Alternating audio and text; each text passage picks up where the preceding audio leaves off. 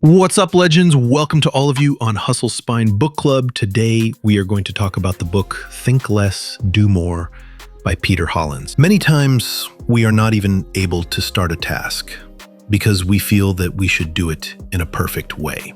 This thinking traps us, and we keep thinking but are unable to do anything. This is called inertia, meaning stagnation or inactivity. The easiest solution to this is to lower your standards a bit. Think about it. When you want to learn a new skill, like painting or playing the guitar, if you think that you have to be like a professional artist from the very first attempt, you might never even start. You will feel that you are not good enough and stop yourself, thinking that unless you become perfect, there is no point in doing it. But if you lower your standards and just make a small doodle, or try to play a simple tune, you will start. Once you start, moving forward becomes easier.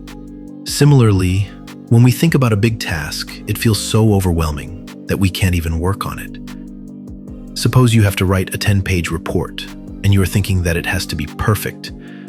Just this thought will make you feel that it is very difficult, and you will start procrastinating. But if you think that you just have to write the first paragraph, no matter how it turns out, you will be able to start the work. Our brain is more interested in seeing the finish line, but when it sees that it is too far, it gets scared. To overcome this, you just need to make your first step easier. If you want to start exercising, don't think that you have to work out for an hour every day. Just think that you only need to stretch for 5 minutes. Once you do the stretching, you might feel like doing a bit more. Perfectionism often becomes the biggest enemy of progress. We assume that we have to be perfect in everything. But the truth is that perfection never comes in one go. It comes gradually with repeated attempts. The first draft is always bad. The first attempt is always average, and the first step is always shaky. But if you accept this and give yourself permission to do average work in the beginning, you can overcome inertia. Think about it. When a child learns to walk, does he start running without falling on the first try? No. He falls, gets up, falls again, and slowly learns to walk. If he thinks that unless he can walk without falling, he won't even try, then he will never learn to walk. We also need to adopt the same mindset. Many times we think that if we lower our standards, our work will be bad, but this is not true. Starting is the hardest part of any task. And if you make that part easier, the rest of the journey becomes easier on its own. When you start writing, you can edit it gradually. When you start exercising, you can slowly build your stamina. When you start a new business, you can improve it over time. But if you keep thinking that the start itself has to be perfect, you might never even begin. So, the next time you feel too much pressure to do something, just lower your standards a bit. Make your targets smaller, break the work into smaller parts. And most importantly, don't burden yourself with the pressure of being perfect. You just need to start, no matter how small that start is. Once you gain momentum, inertia will disappear on its own. Often, we think that we need motivation first to do something, that only when we feel motivated will we start the task. But the truth is quite the opposite. In reality, motivation is born from action. If you take the first step, even without motivation, slowly you will start feeling motivated on your own. When you start doing something, you get involved in it, and then your brain starts motivating you to move forward. Suppose you have to read a long book, but you don't feel like reading it. You think that when you're in the mood, you'll read it. But if you just take the action of reading 2 pages, your brain will gradually get into the process, and you'll feel like reading a bit more. The same applies to any task, whether it's exercise, studies, work, or learning a new skill. If you start, motivation will come on its own. The problem with motivation is that it is temporary. You might feel motivated after watching a motivational video or speech, but that motivation doesn't last long. So if you rely only on motivation, You'll feel sluggish again in a few days. But if you develop the habit of taking action, you can achieve your goals even without motivation. The best example of this is working out. Many people think that first they need to be in the mood to exercise, and then they'll go to the gym. But if they just start with 5 minutes of stretching, their body and mind will gradually get into it, and then they'll feel like doing a bit more. The same principle applies to everything. When you start doing something, your energy shifts in that direction, and motivation arises on its own. Think about it. There must have been times when you felt very lazy to do something, but for some reason, you started it and then began to enjoy it. The reason is that once you take action, your mind tunes itself to work in that direction. Many times, we feel bored at the beginning of a task, but if we continue, it gradually becomes interesting. This is a psychological fact. When we get involved in an activity, our mind starts working towards completing it. Another big advantage of this is that when you start taking action, your self-doubt and uncertainty also start decreasing. When you just keep thinking that something is difficult, it feels even harder. But when you start doing it, you realize it wasn't as difficult as you thought. Another interesting thing is that taking action can also change your self-image. If you think you are a lazy person, you will behave like one. But if you just take 5 minutes of action, you can create a new story about yourself. I am someone who can work even without motivation. This thought alone will make you ready to do more. to understand why action is necessary for motivation, think of it like a bicycle. When you take an action, you get a small result. This result boosts your confidence, and then you feel motivated to do more. Slowly, this motivation grows, and you can bring big changes in your life. In simpler terms, if you start doing something even when you don't feel like it, within a short time, you'll start feeling interested in it. And when you do this repeatedly, you won't even need to wait for motivation. You will take action, and motivation will come from that action. Often, when we hear the word risk, fear arises in our minds. We think that if we take a big step and it turns out wrong, we could get into trouble. This thinking keeps us away from many new opportunities. But in reality, risk is not just danger. It can also be a means of growth. When we see risk not as something scary, but as an opportunity to learn and grow, our lives can completely change. Think about it. If a child wants to learn to ride a bicycle, there is a risk of falling. If he never tries just because he is afraid of falling, he will never learn to ride. But when he takes that risk, falls, gets up, and tries again, one day he can ride without falling. The same principle applies to our entire lives. Many people prefer to stay in their comfort zone because there is no risk there. But staying in the comfort zone limits our lives. The biggest disadvantage of staying in the zone is that you never grow. When you learn a new skill, start a new business, or take on a new challenge, there is risk, but there are also big opportunities to learn and grow. Taking risks doesn't mean taking big steps without thinking. It means taking calculated risks, analyzing the situation, understanding its pros and cons, and then making an informed decision. When you take risks this way, your chances of failure decrease and your chances of success increase. Another big advantage of embracing risk is that it makes you mentally stronger. When you repeatedly take small risks and learn from them, your ability to face any challenge increases. You gain the confidence to handle failure. Slowly, your brain starts seeing failure as a learning process.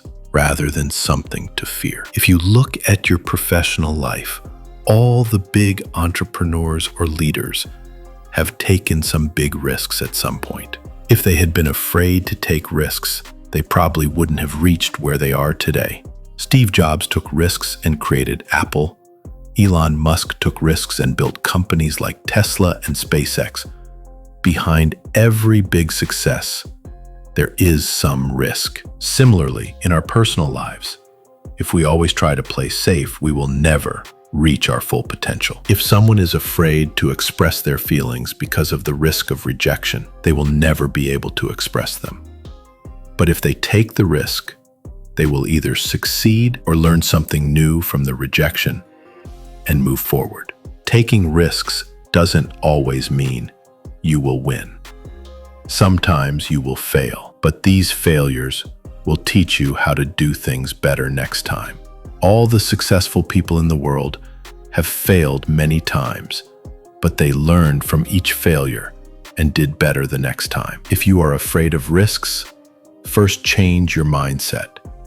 Don't see it as a threat.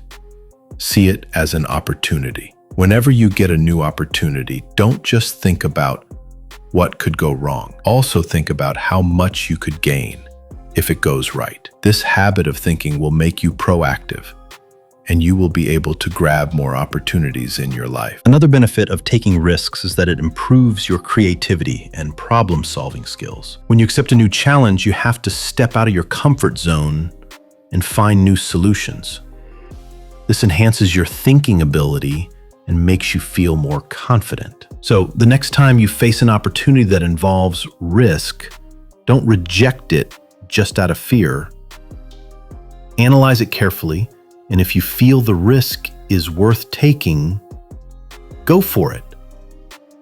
It might turn out to be your best decision and completely change your life. Often, when we plan our day, we make a to-do list. We write down all the tasks we need to complete, but many times we see that the day ends and many tasks on our list remain unfinished. One big reason for this is that we don't pay attention to the things that distract us, the things that don't let us stay focused. That's why, along with a to-do list, we should also make a don't-do list. This is a list of things we should avoid so that our attention stays in the right place and we can remain productive. Think about it. If you start scrolling through social media as soon as you wake up, a lot of your time is wasted. You think you'll just check for 5 minutes, but when you look at the clock again, 30 to 40 minutes have passed. Similarly, if you keep checking emails repeatedly throughout the day or react immediately to every small thing, your energy is spent in the wrong place. A don't-do list helps identify such things so you can avoid habits that waste your time and productivity. To create this list, first observe which activities distract you throughout the day. Do you check your phone during every small break? Do you waste too much time in unnecessary meetings? Do you spend excessive time on social media without any plan? Note these things and add them to your don't-do list. This will give you clarity on what to avoid. The biggest advantage of a don't-do list is that it teaches you discipline.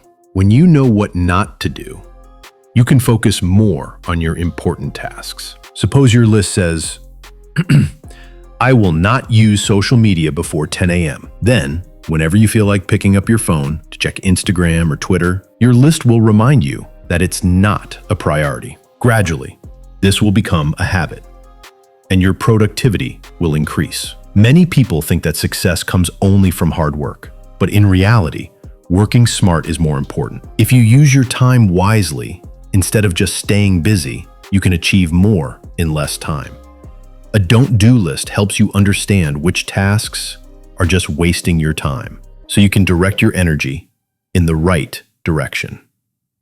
To make it even better, you can update your list from time to time. Initially, you might think that only social media distracts you. But after a few weeks, you may realize that unnecessary meetings are also taking up a lot of your time. In that case, add to your list I will not attend useless meetings. Similarly, refine your list based on your experiences. Another important thing is that a don't-do list is not just about avoiding distractions. It also gives you emotional and mental clarity. Many times, we make decisions that aren't right for us just because we can't say no. If your list says, I will not say yes to tasks that don't align with my goals, it will help you avoid unnecessary commitments. If you are an entrepreneur, writer, or in any creative field, this list becomes even more important because the most crucial thing for you is deep work. The time when you can focus completely and do your best work. But if your attention keeps getting diverted by small distractions, you will never reach your full potential. A don't-do list gives you clarity on what to avoid so you can focus on your most important tasks. This list isn't just for professional life. It can also be very useful in personal life. Suppose you want to improve your health. If your don't-do list says, I will not eat junk food after 11 p.m., it will help you make better choices. If you want to focus on your mental health, you can add, I will not spend time with people who drain my energy. In the end, it's important to understand that just as it's crucial to decide what to do, it's equally important to decide what not to do. We all have only 24 hours, and if we learn to direct our energy in the right place, we can bring big changes in our lives. Making a small don't-do list is an easy but powerful way to make your day better and more productive. If you follow it honestly, you will see how your efficiency, focus, and overall happiness start increasing. In our lives, we have many tasks every day. Some are important and some are less important. But often, we get stuck in tasks that aren't very significant, and the ones that truly matter to us get left behind. The reason is that we fail to set our priorities correctly. This is where the burner list comes in. It's a way to separate your most important and less important tasks so that your energy and attention are directed in the right direction. The idea of a burner list is to divide your tasks into two parts, front burner and back burner. The front burner includes things that are your top priority, the ones you should focus on the most. These are the tasks that help you achieve your big goals. On the other hand, the back burner includes things that are important but don't need immediate attention. These can be tasks you can do later or those that aren't as critical. Think of it like this. You are a chef, and you are cooking many things at once in the kitchen. On one stove, something is cooking that needs constant stirring to turn out well. This is your front burner. At the same time, some things are on low heat and can be checked later. This is your back burner. Similarly, when we organize our lives this way, we can focus our energy in the right place. If you are working on a big project, that will be your front burner task. But if you also want to learn a new skill or work on a new idea, that can go on the back burner. This doesn't mean back burner tasks are useless. It just means they don't need as much priority right now. This way, your attention doesn't get diverted and you can focus on the most important things.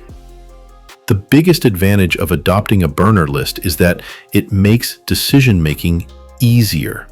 Whenever a new task comes up, you can immediately decide which burner it should go on. This keeps your mind clutter-free, and you don't miss important things. Another benefit is that it prevents multitasking. Often people try to do many things at once, and the result is that they don't complete any task well. But when you know which task is on the front burner, you can focus entirely on it and handle the rest later. To make the burner list even more effective, you can review it every week or month, because priorities change over time.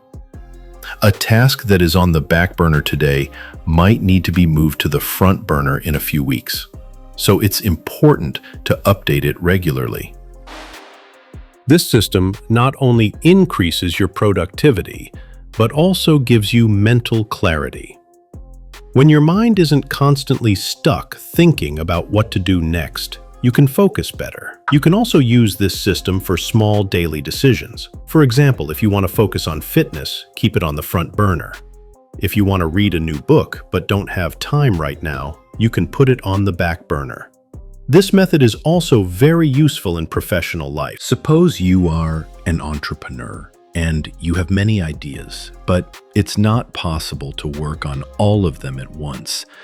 Then you can use a burner list to decide which idea is the most important and which can be explored later. The real magic of the burner list lies in the discipline it teaches you.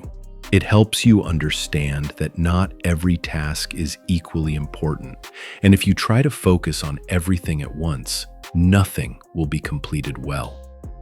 When you learn to prioritize some things and keep others aside for now, your productivity and success both start increasing. So, if you want to manage your day better and direct your energy to the right things, incorporate the burner list into your life. It's an easy but powerful way that will give you clarity and help you achieve your most important goals.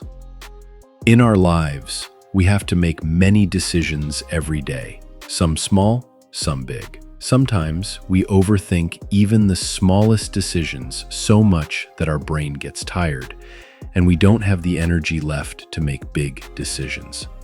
This is called overanalysis, and it reduces both our productivity and confidence.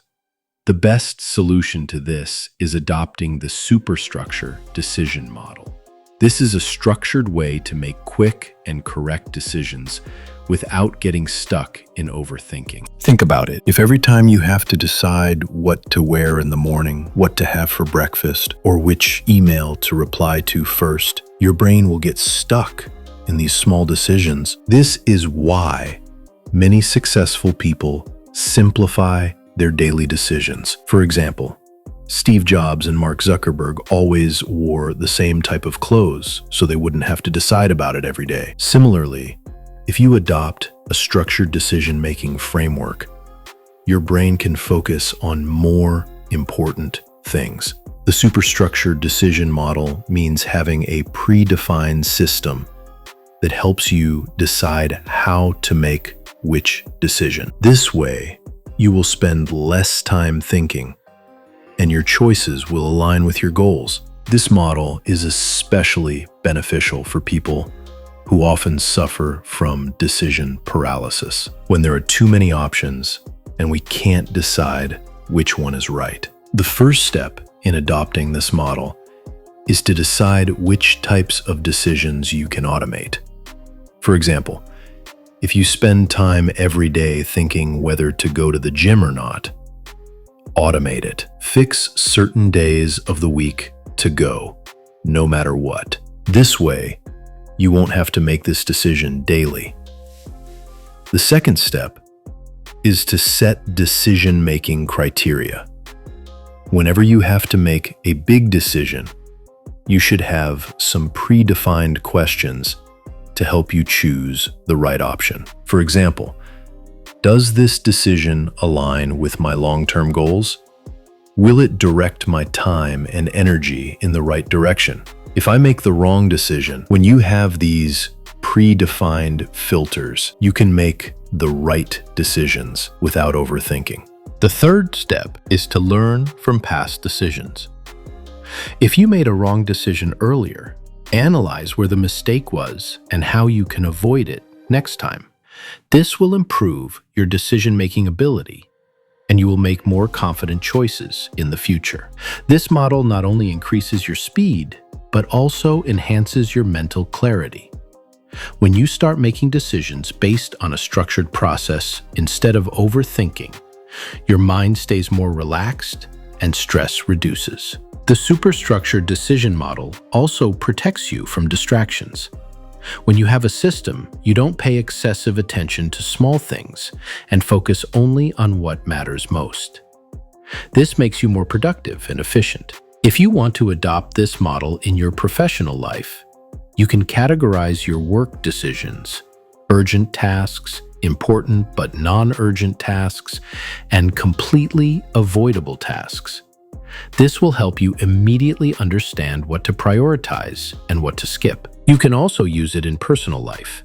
For example, if you always think about what to do on weekends, you can fix some options in advance, like spending one day with family, one day for yourself, and one day for a new experience. This way, you won't have to make decisions repeatedly, and your time will be more organized. Adopting the superstructured decision model will not only help you make decisions faster, but also ensure that your choices align with your goals. It's a powerful way to avoid overthinking and become a smart and confident decision maker. Think about it. If you do the most important and demanding tasks during your highest energy levels, your work will become much more efficient. And when your energy is low, you can do tasks that don't require much mental effort, like checking emails, attending meetings, or planning. This way you work with your body's natural rhythm, not against it. The best way to do this is to observe your energy patterns. For a week, notice at what times of the day you feel most energetic and focused, and when you feel sluggish or distracted. This will help you identify your peak performance hours. Once you know your peak hours, do the most critical tasks during that time, the ones that require the most concentration and creativity. For example, if you're a writer, do your writing in the morning high-energy hours. If you're working on a strategy or planning, schedule it during your peak time. On the other hand, when your energy is naturally low, do light tasks like calls, emails, or casual discussions. Many people feel guilty thinking they can't work at high energy levels all day, but in reality, it's not even possible. The most productive people in the world also take breaks and work according to their body's natural energy. Another big advantage of following ultradian rhythms is that it helps avoid burnout. If we work continuously without breaks, our energy gets completely drained and we tire quickly. But if we take breaks at the right time, according to our energy cycles, our efficiency remains intact and we can work at high performance for longer. If you want to apply this approach to your life, first make your daily schedule more flexible. You don't have to perform the same way all the time. You just need to understand which hours are your most productive and which hours you need to relax. For example, if you feel most energetic between 10 a.m. and 12 p.m., do your most important and challenging tasks during that time. Then take a short break from 12 p.m. to 12:30 p.m. Go for a walk, drink water, or rest for a while. After that, return to work, but prioritize light tasks. These small things can bring a big change in your productivity. This isn't just time management, it's energy management. When you start working according to your ultradian rhythms, you'll find that you're doing more with less effort, and your mind feels fresher and more focused. Our bodies work according to a natural rhythm called ultradian rhythms. This controls our energy levels throughout the day, making them fluctuate. You might have noticed that at certain times you feel super focused, but after a few hours you feel tired or distracted. This is the effect of these rhythms. If we understand this and schedule our work accordingly, we can become much more productive. Often, people expect the same energy level all day, but that doesn't happen. Our body works in cycles of about 90 to 120 minutes, meaning every hour and a half to 2 hours, our energy naturally decreases, and we need a short break. If we work according to this natural cycle, we can do more with less effort. The best way is to observe your energy patterns. Notice which hours of the day are your peak performance times and when you feel tired. This will help you understand your peak hours. Once you know your peak hours, do the most critical tasks during that time, the ones that require the most focus and creativity. For example, if you're a writer, write during your high-energy morning hours. If you're working on a strategy or planning, do it during your peak time. When your energy is low, do lighter tasks like emails, meetings, or casual discussions. Many people feel guilty, thinking they can't maintain high performance all day.